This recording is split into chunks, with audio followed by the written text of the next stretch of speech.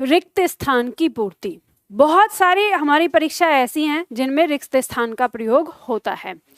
ध्यान दीजिएगा, रिक्त स्थान कोई ऐसा टॉपिक नहीं है जिसे आपको पढ़ाया जाए। रिक्त स्थान जैसे अपठित गद्यांश होता है उसी प्रकार से रिक्त स्थान भी होता है। घर जाके ऐसे समझना और समझाना, जो मैं समझा रही हूँ पहले उनको सुन लो। वही तो, यही बात नहीं कि मतलब मैं इग्नोर करती हूँ तो सोच रहे हैं ये सारी इस तरह से जो पढ़ते हैं इसे तब पढ़ते हैं जब टीचर नहीं होता। आपको पता है आप जिस तरह की हरकत कर रहे हो, ये हरकत ऐसे जताती है कि हमें टीचर की जरूरत नहीं है, हम अपने आप में विद्वान हैं। ठीक है, इसको कहते हैं टीचर का सरेआम बेइज्जती करना। तो इस तरह से मत करो ना, बार बार टोकना अच्छा नहीं। अब मैं जो पॉइंट बता रही हूँ, मैंने पल्लवन में जो बताया, आप लोगों ने सुना, समझा? नहीं सुना। आप अपना ज्ञान लगा रहे हैं। अपना ज्ञान लगाने के लिए तो पूरा ही पड़ा हुआ है, आप लगाइएगा, क्या दिक्कत है? मेरी जरूरत तो नहीं है ना फिर वहां पर। तो ध्यान दीजिए, रिक्त स्थान के बारे में जो मैं आपको बता रही हूँ उस बात पर आपको ध्यान देना है। रिक्त स्थान ऐसा टॉपिक होता है जो अपठित गद्यांश की तरह ही होता है। इसे भी आपको अपनी बुद्धि से समझ के करना होता है, लेकिन रिक्त स्थान में मदद करता है आपका व्याकरण। जैसे आपने अभी तक जितना व्याकरण पढ़ा, उसके नियम जितने पढ़े, अगर आपके दिमाग में है तो आप रिक्त स्थान बहुत अच्छे से कर पाएंगे।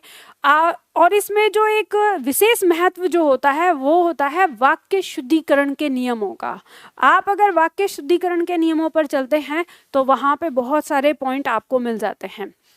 उसी तरह से रिक्त स्थान में जो दूसरा रोल निभाते हैं वो है शब्द। किस वाक्य के साथ या किस क्रिया के साथ या किस संज्ञा के साथ या किस विशेषण के साथ कौन सा संज्ञा, विशेषण या क्रिया हमारी आएगी, ये हमें अगर ज्ञान होता है तो हम रिक्त स्थान अच्छी तरह से कर पाते हैं। ठीक है, तो जैसे यहाँ देखेंगे कुछ बातें इसमें लिखी हैं। तो पुरानी जो हमारी परीक्षाएं उनमें जो प्रश्न आए हैं, तो कुछ प्रश्न हमारे इस तरह से हैं। जैसे पहला प्रश्न देखेंगे, दिया है मैंने ... में सोचा कि भला ऐसा क्यों होता है।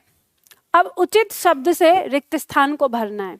यहाँ पे आपको शब्द दिए हैं अंतःकरण, मन, चित्त, आत्मा। अब हम देखें तो इसमें हमको सारे शब्द से लगते हैं कि हम कुछ भी बोल सकते हैं कि मैंने आत्मा में सोचा, तो ये तो पूरी तरह से क्या हो जाता है, गलत हो जाता है। तो ये हो जाए। अब देखेंगे मैंने चित्त में सोचा, तो क्योंकि चित्त का दूसरा अर्थ तो मन ही होता है, तो हमारे दिमाग में ये वाली चीज आ सकती है कि भाई चित्त भी हो सकता है। लेकिन क्योंकि ऑप्शन में मन भी दिया है और ज्यादा उचित हमारा चित्त से मन है, तो इसलिए ये कट जाएगा। अंतःकरण, अंतःकरण भी मन को ही कहते हैं, लेकिन अभी हम इतनी शुद्ध संस्कृत तो नहीं बोलते कि मैंने अंतःकरण में सोचा कि, तो अंतःकरण भी हम नहीं प्रयोग करेंगे। अब इस चीज को आपको व्यावहारिकता से भी देखने हैं, तो अंतःकरण भी नहीं करेंगे। तो हमारा ऑप्शन आ गया इसमें कि मैंने मन में सोचा। ठीक है, दूसरा प्रश्न जिस तरह से दिया है, इस वर्ष हिंदी साहित्य की ... कुछ अवरुद्ध रही। ठीक है, अब यहाँ पे क्या अवरुद्ध रही, हिंदी साहित्य की क्या अवरुद्ध रही, हम इस तरह से प्रश्न करेंगे। अगर क्या से हम कर लेते हैं तो भी हमें उत्तर मिलने की संभावना रहती है। उन्नति अवरुद्ध रही, वृद्धि अवरुद्ध रही, प्रगति अवरुद्ध रही या विकास अवरुद्ध रहा। तो सबसे पहले तो देखना कि विकास तो आएगा नहीं। क्यों? क्योंकि विकास हो गया पुल्लिंग और यहाँ पे क्रिया रही है हमारी स्त्रीलिंग, तो विकास कट जाएगा। ये मैं आपको तरीका बता रही हूँ, कैसे शब्द को आप पहचानेंगे ये भी तरीका होता है कि सटीक शब्द क्या आएगा। अब देखेंगे उन्नति, वृद्धि और प्रगति, ये तीन शब्द आ गए और तीनों के तीनों ही स्त्रीलिंग हैं, तो कोई सा भी आ सकता है।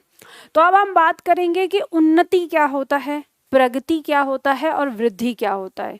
तो वृद्धि का मतलब होता है जैसे हम किसी चीज में, कोई चीज इतनी बड़ी है और फिर आगे ऊपर हो बढ़ गई, तो इस चीज को जो हमें दिखाई दे रहा है उसको हम क्या कहते हैं, वृद्धि कहते हैं, मतलब दिखने वाला।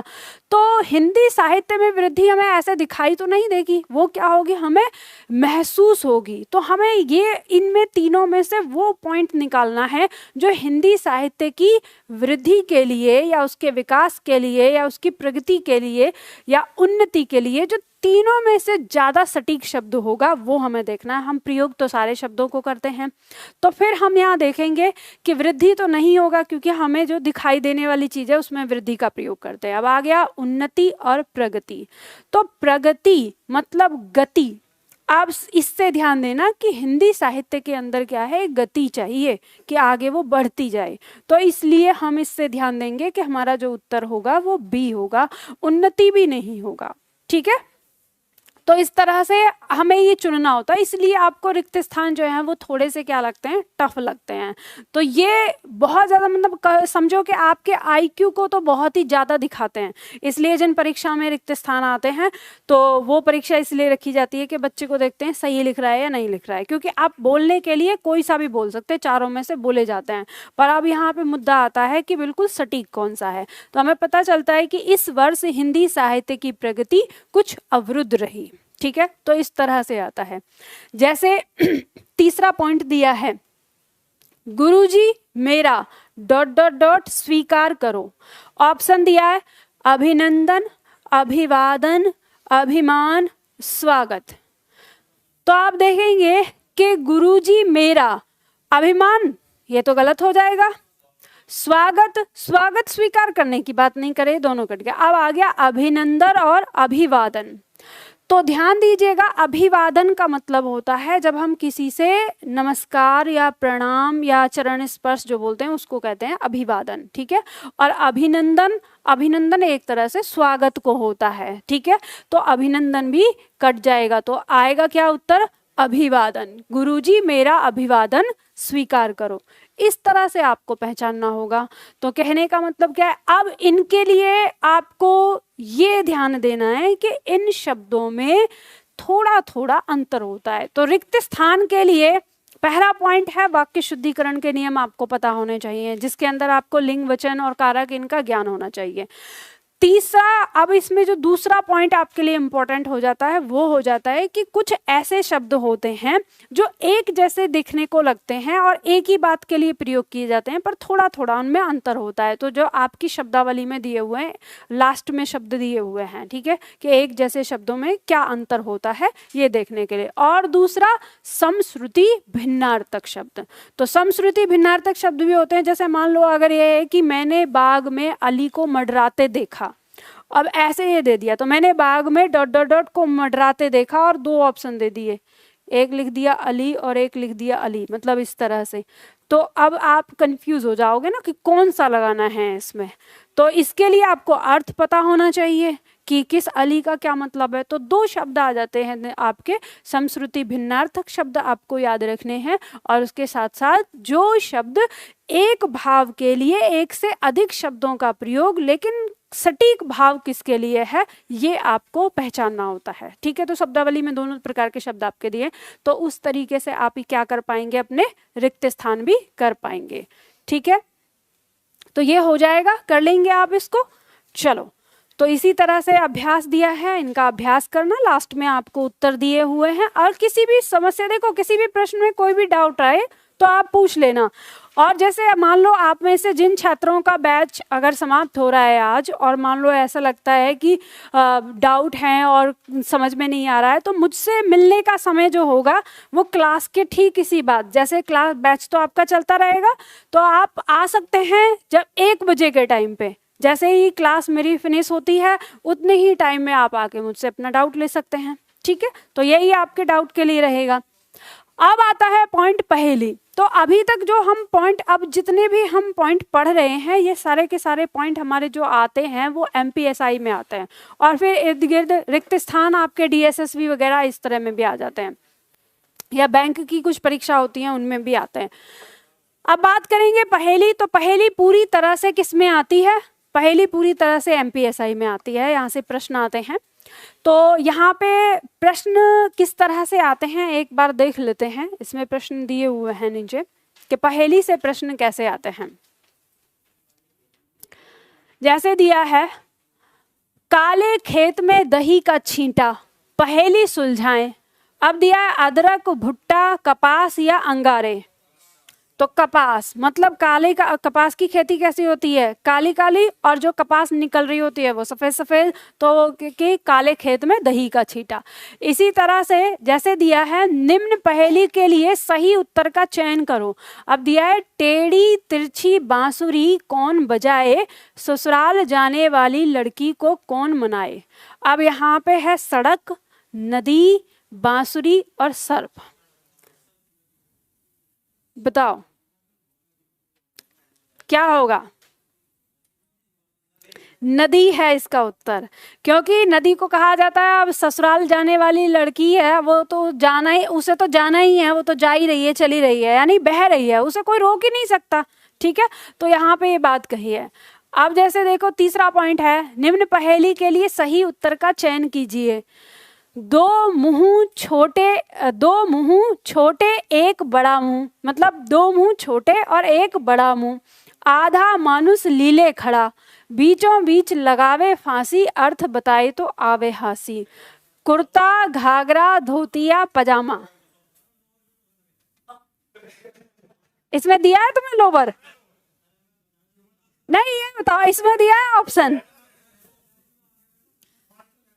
इसमें बताओ इसमें क्या होगा। अब ये आप कह रहे हो लोवर होता है, हम कह रहे जींस भी तो हो सकता है।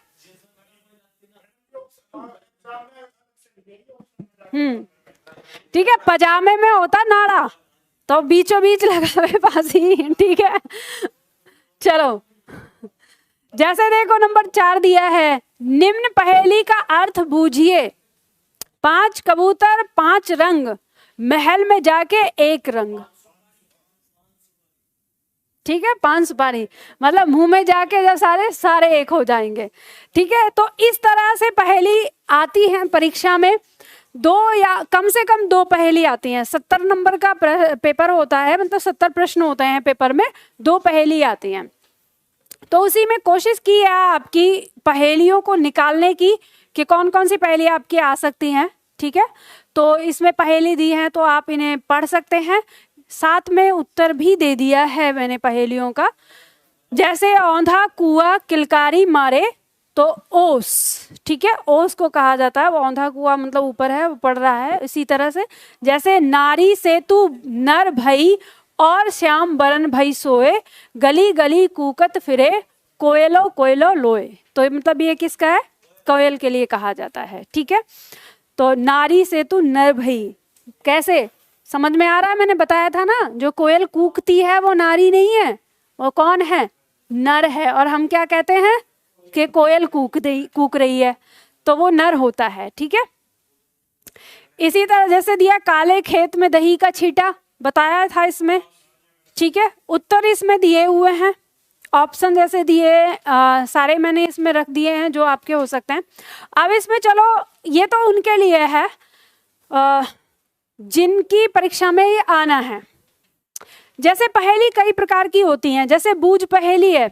बूझ पहेली का क्या मतलब होता है, एक होता है पहेली और एक होता है बूझ पहेली। बूझ पहेली होती है, यह वो पहेली हैं जिनका उत्तर प्रत्यक्ष या अप्रत्यक्ष रूप से पहेली में ही दिया होता है।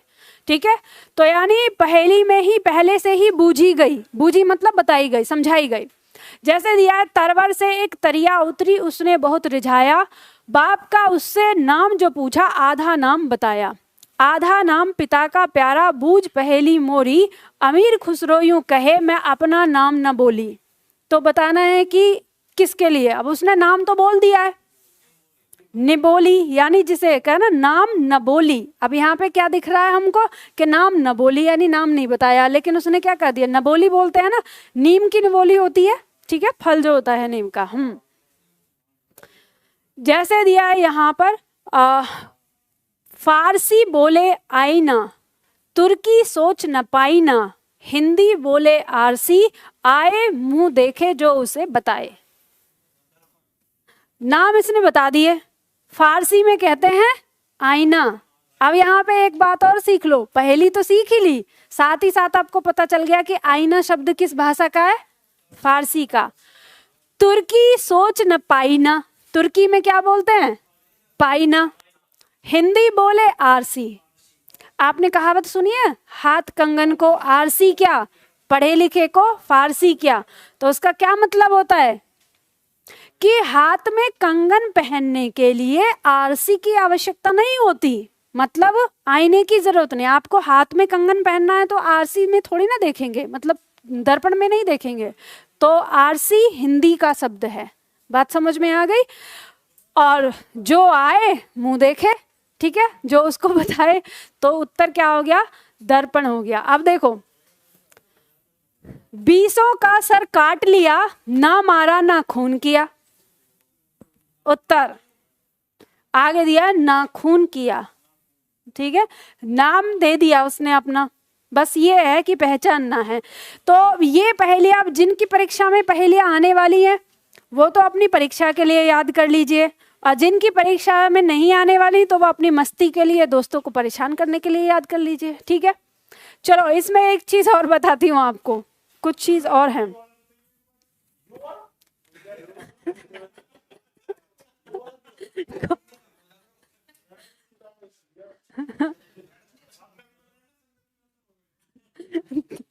बताओ कौन सा? ये है उज्जर खेत करिया तागर, कागज और कलम मतलब उजला, उजाला, ठीक है। कागज कैसा होता है, सफेद होता है, ठीक है, और करिया मतलब काला तागा, उसमें तागा, अब यानी वो कलम जब लिख रही है वो क्या है, तागा, बस।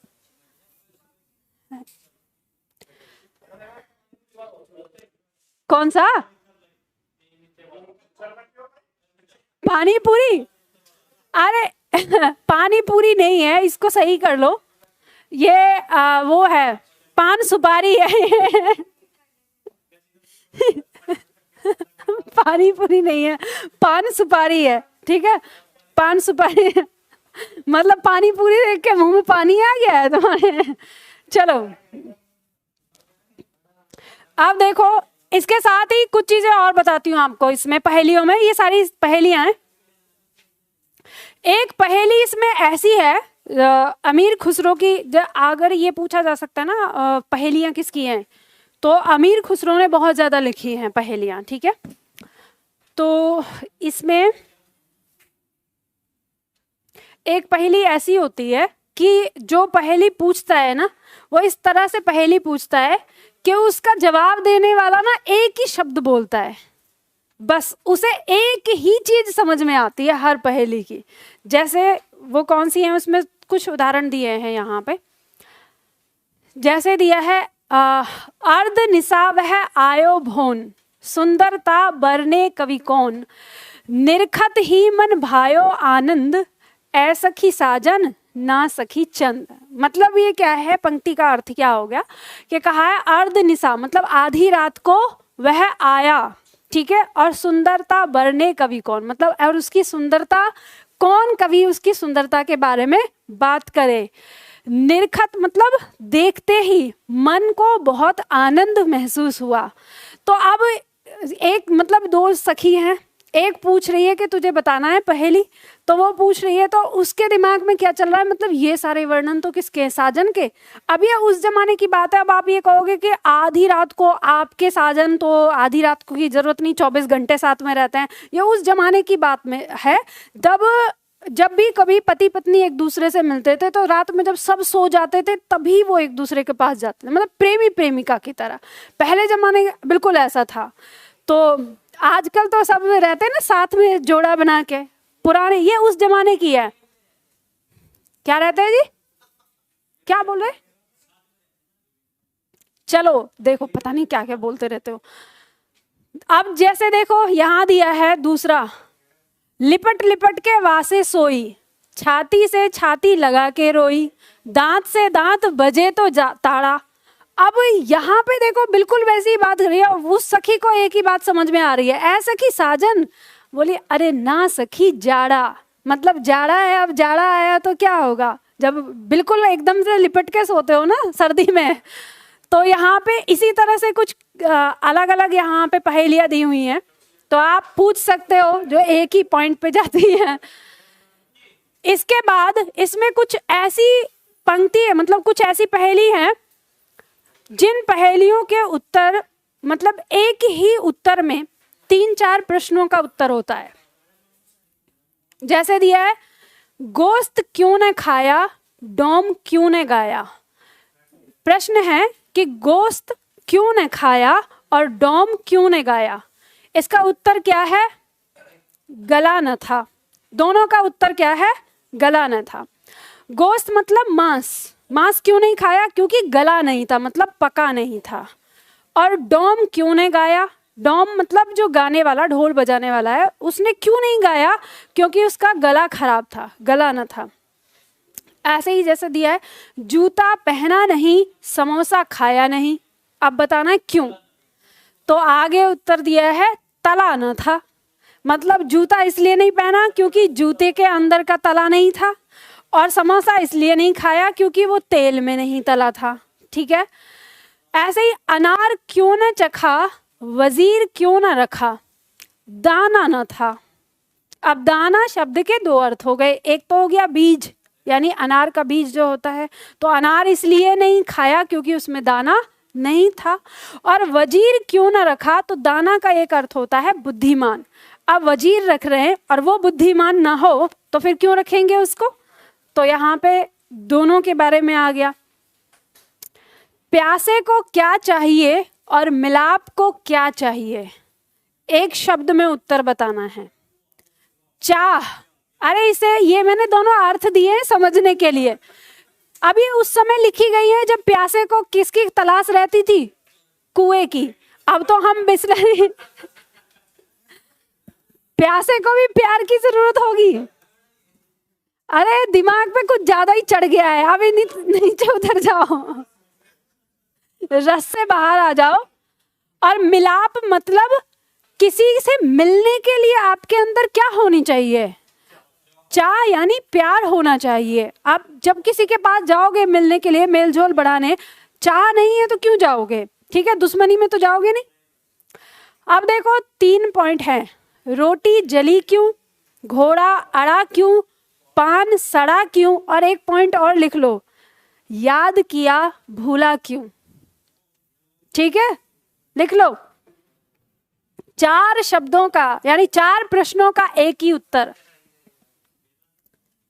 लिख लो। याद किया भूले क्यों, फेरा न था, समझ गए ना। रोटी इसलिए जली क्योंकि उसको पलटा नहीं गया, यानी फेरा नहीं गया। घोड़ा अड़ा क्यों, घोड़ा उसे मोड़ना था लेकिन सीधे ही ले जा रहे हैं, यानी फेरा नहीं। ठीक है। और पान सड़ा क्यों, तो ये इसकी भी बात यही है कि पान भी पलटते रहना चाहिए तभी सही रहता है। और याद किया भूले क्यों, फेरा ना, रिवीजन नहीं किया। ठीक है, तो अगर फेर लेते तो नहीं होता ऐसा। पंडित प्यासा क्यों, गधा उदास क्यों, लोट आना था। अब पंडित इसलिए प्यासा है क्योंकि पंडित अपने ही लोटे में पिएगा पानी, वो इसलिए प्यासा है, उसके पास अपना लोटा नहीं है तो पानी नहीं पिएगा। और गधा क्यों उदास है, क्योंकि वो लोटा नहीं, लुटलुटी जो करता है ना, वो उसने नहीं किया तो इसलिए बेचारा उदास है। तो इसमें बहुत सारी चीजें जो उत्तर है वो आपको अप्रासंगिक लगेंगे, इसलिए लगेंगे क्योंकि ये उस जमाने की हैं जिस जमाने में आज की सुविधाएं नहीं थी। ठीक है, तो उस जमाने को अगर ध्यान में रख के आप सोचेंगे तो आप इनका उत्तर दे पाएंगे। तो ध्यान दीजिए, पहेली है, इनको अब याद रख लीजिएगा, प्रश्न उत्तर। इसके बाद अगला पॉइंट आता है, शांत हो जाओ, पारिभाषिक शब्द। ये पारिभाषिक शब्द क्या हैं? ये हमारे वैसे शब्द हैं जो हमारी सरकारी कामकाज में, जो हम सरकारी कामकाज करते हैं वहाँ पे प्रयोग में होते हैं, चलन में। तो इंग्लिश शब्द होते हैं, उनका हिंदी अर्थ क्या है ये आपसे पूछ लिया जाता है, तो वही लिस्ट है। अब ये आपकी किस परीक्षा में आती है, आरओ एआरओ में ये पूछा जाएगा। तो जो आरओ एआरओ की परीक्षा दे रहे हैं उनके लिए जरूरी है। और ये राजस्थान की, यानी राजस्थान की जो परीक्षा होती है राजस्थान एसआई की, उसमें इसमें से 5 क्वेश्चन होते हैं। ठीक है, तो उसके लिए याद करेंगे। तो ये शब्दार्थ है, बिल्कुल उसी तरह से वोकैबुलरी है, आपको याद करनी होगी। तो यहाँ पर आपकी हिंदी, तसल्ली से बैठ जाओ, अगर जाना है तो चुपचाप उठ के चले जाओ अभी। तो ये पूरी लिस्ट आपको दी हुई है, ठीक है, इसको अच्छे से याद करना। ध्यान देना, यहाँ पे आपकी हिंदी समाप्त हो जाती है। अब ये यहाँ पे हिंदी उन छात्रों के लिए समाप्त हो गई जिन छात्रों का बैच वर्णमाला से शुरू हुआ था। मैं फिर भी ये कहूँगी कि जिन छात्रों ने वर्णमाला से बैच शुरू किया था तो वो वर्तनी, कम से कम वर्तनी की, यानी जो आगे 8 क्लास और हैं वो 8 क्लास और लें, क्योंकि वो आपने जैसे सारी चीज़ पढ़ ली है। वो जो पहला पॉइंट था, उस समय आप हिंदी को बहुत कम जानते थे, हिंदी के बारे में उतनी, तो ये समझिए कि लगभग आपको जो याद होगा वो 20% ही याद होगा। आपको बहुत कुछ भूल चुके होंगे आप उस चीज़ को, तो वो क्या हो जाएगा, रिफ्रेश हो जाएगा। अभी आपको लग रहा है कि हमने सारी हिंदी पढ़ ली, हमारी हिंदी एकदम स्ट्रांग हो गई। तो हिंदी जितनी स्ट्रांग हुई है उसको और स्ट्रांग बनाने के लिए वर्णमाला आप एक बार और पढ़ लेंगे तो आपकी जो चीज़ें हैं वो समझ में आ जाएंगी और सही हो जाएंगी। अब जिन छात्रों का बैच पद के भेद से शुरू हुआ था तो उनका तब खत्म होगा जब हम समास पढ़ के शब्दावली खत्म करेंगे, और जिन छात्रों का बैच अलंकार से शुरू हुआ है तो उनका तो अभी पूरा ही है, उनका तब खत्म होगा जब हम वाक्य शुद्धिकरण करके खत्म करेंगे। ठीक है, तो जिन छात्रों का बैच आज समाप्त हो रहा है, यानी बैच नंबर 25 आज समाप्त हो रहा है, तो बैच नंबर 25 वाले छात्रों के लिए फेयरवेल क्या करें हम? चलो, जिनका बैच समाप्त हो रहा है, मैं ये कहूंगी कि आके अपना अनुभव साझा करेंगे। कैसा लगा या बताएं कोई? आपने हिंदी पढ़ी और हिंदी पढ़ने पर आपको कैसा महसूस हुआ कि हिंदी आसान है या हिंदी बहुत कठिन है?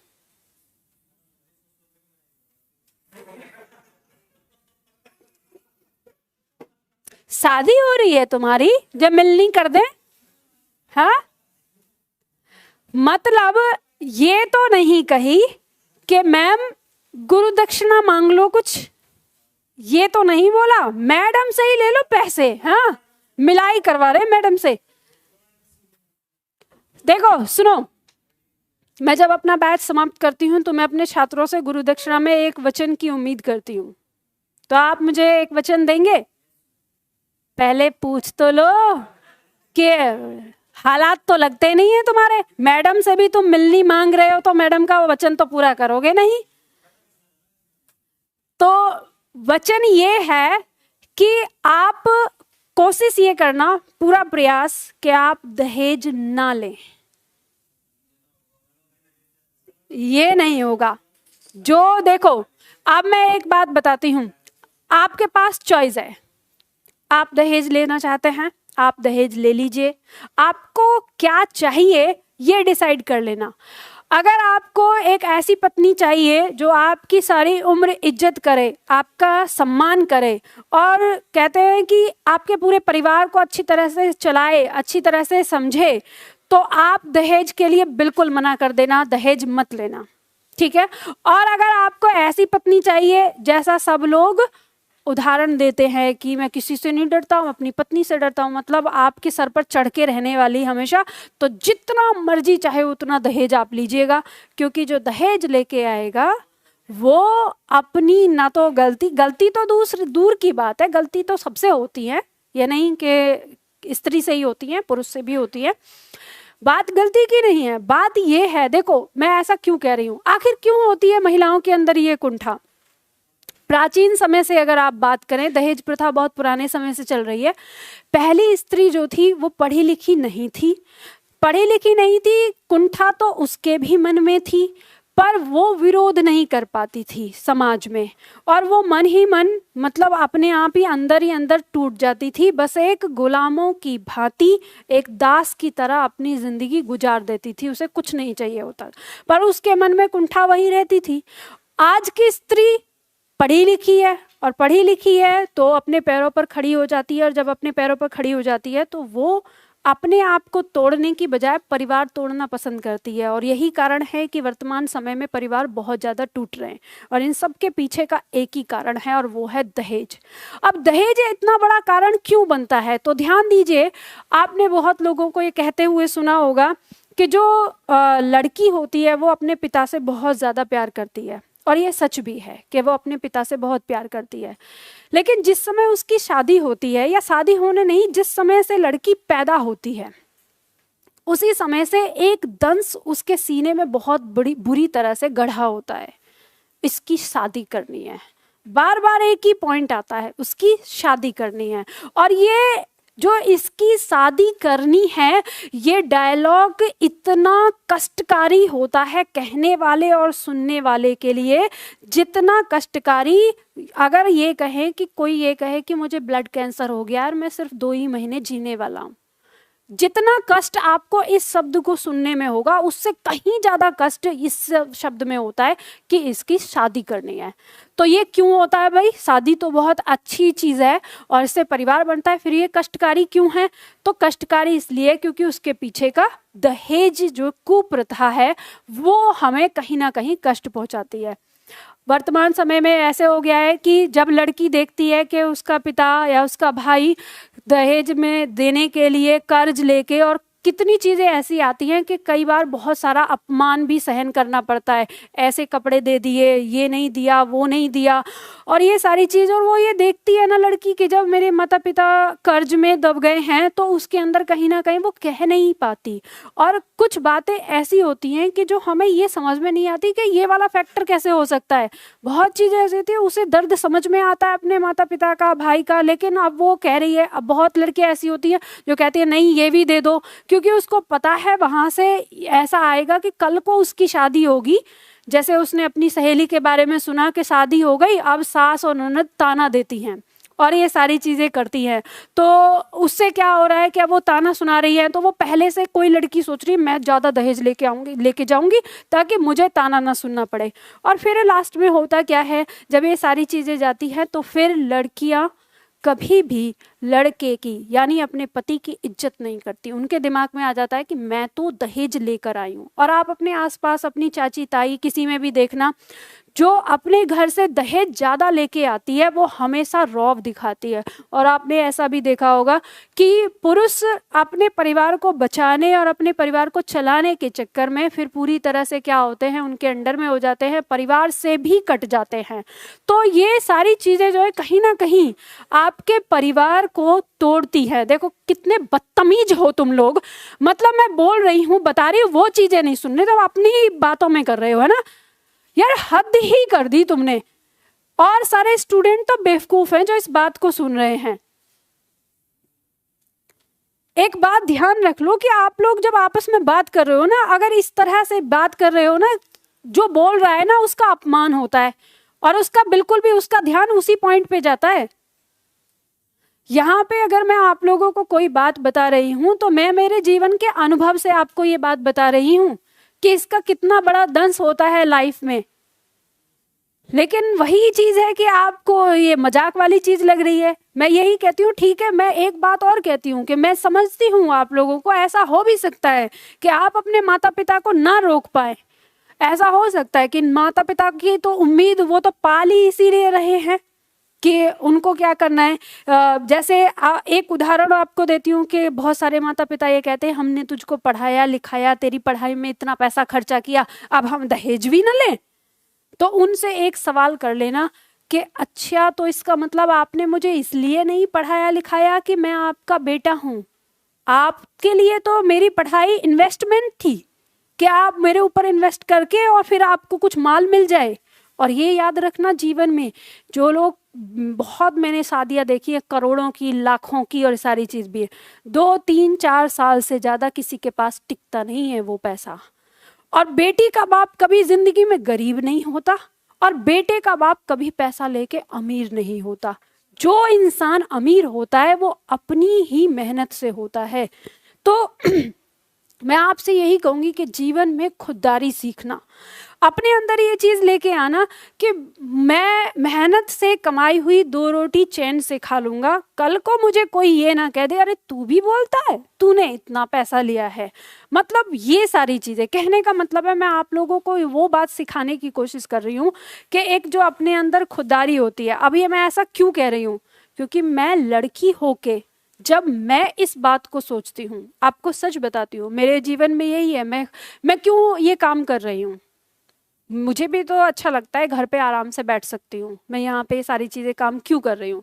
क्योंकि मैंने जीवन में इस शब्द को सुना है अपने माता पिता को। मुझे लगता है कि मेरे पिता ने कभी अफसोस नहीं जताया इस बात का कि मेरे 4 बेटियां हैं, लेकिन रिश्तेदारों ने उन्हें कभी जीने नहीं दिया ये सोचकर। और आप जानते हैं कितना बड़ा दर्द मैंने अपनी लाइफ में इस चीज़ को देखा है कि लड़कियों के लिए दहेज देना है, कि रिश्तेदारों ने दूरियां बना के रखी अब तक। यानी जब तक ये वाली चीज के अरे भात छोड़ो, कन्यादान करना पड़ेगा और ये 4 लड़कियां कहीं हमारे ही सर पे ना पड़ जाएं, ऐसी ऐसी चीजें सुननी पड़ी हैं, मुझे कहनी पड़ी हैं। तो मैं एक समय मेरे जीवन में ऐसा था कि मैं भगवान के सामने रोती थी और ये कहती थी कि तुमने मुझे लड़की क्यों बनाया, मुझे लड़की मत बनाना अगले जन्म में, अगर अगला जन्म होता है तो। मैं ऐसे सोचती थी। लेकिन फिर एक समय के बाद मुझे अपने आप में ऐसा महसूस हुआ कि अगर मुझे लड़की बनाया है तो भगवान ने किसी वजह से बनाया होगा। मैंने अपने एम को तलाशने की कोशिश की और जीवन में एक ही बात मैंने अपनाई कि मैं उस अपने आप को उस स्थान पर पहुंचा दूंगी जिस स्थान पर रहकर मुझे किसी पुरुष की ज़रूरत ही ना हो, सहारा ना लेना पड़े। अब ये जानते हैं कि आप ये कहेंगे कि एक स्त्री के मन में ये वाली बात क्यों आ गई? क्योंकि मुझे अभी तक मोड़ पर, हर मोड़ पर ऐसे ही पुरुष मिले जिन्हें क्या चाहिए, दहेज ही चाहिए, या स्त्री से कुछ ना कुछ चाहिए बदले में। प्यार करने वाला नहीं मिला कोई, कि कोई ये रहे कि नहीं हाँ तुम हो तो मैं तुम्हें सराखों पर रखूंगा, या मैं तुम्हें महारानी बना के रखूंगा, या मैं तुम्हें राजकुमारी बना के, जैसा कि सपना देखती हैं सब बचपन में छोटी छोटी कहानियां। तो मैं मजाक वाली बात नहीं कर रही, मैं सीरियस बात कर रही हूँ ये चीज। तो मैंने अपने जीवन में क्या सोचा, फिर मैंने सोचा कि मुझे अपनी जिंदगी के किसी भी पड़ाव पर किसी पुरुष के सामने हाथ फैलाना ना पड़े, मैं अपने आप को उस योग्य बना लूंगी। और मैंने अपने आप को उस योग्य बना लिया। तो जिस प्रकार से मैंने सोचा वैसे ही आज की हर स्त्री सोच रही है, और कारण यही हो रहा है। आप देखेंगे कि वर्तमान समय में आपको 34, 35, 40 साल तक की लड़कियां आपको बिना शादी की हुई मिल जाएंगी, और हम इस बात पर कभी गंभीरता से सोचते ही नहीं कि ऐसा हो क्यों रहा है। और शायद कहीं ना कहीं उन लड़कियों को भी नहीं पता चलता कि ऐसा क्यों चल रहा है। और अगर डीप बैठ के आप बात करोगे तो मुद्दा यही आएगा कि कहीं ना कहीं उनके मन में एक कुंठा पलती आ रही है हमारी कुरीतियों की वजह से। ठीक है, तो बाकी आप लोगों की मर्जी है। मैंने आप लोगों से बस एक बात कही है, आप मान लो कि अपने माता पिता की या अपनी शादी में ना रोक पाओ तो एक जरूर आप मतलब ये वचन ले लेना अपने आप से कि मैं जब मेरे संतान की शादी करूंगा तो उस समय बिल्कुल दहेज नहीं लूंगा, मतलब उस पीढ़ी तक इस दहेज प्रथा को खत्म कर दूंगा। तो ये तो आपके हाथ में है ना, तो ये कर सकते हैं। तो चलो फिर आज के लिए इतना ही करते हैं।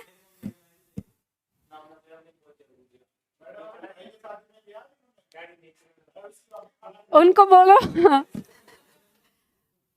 उन्हें बोलो लड्डू बांट देंगे।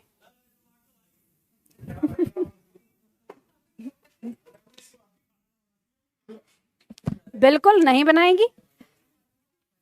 ऐसा हुआ था हमारे जब हम पढ़ रहे थे, एक कहानी बताती हूँ छोटी सी आपको। सुमित तुम बांट दो।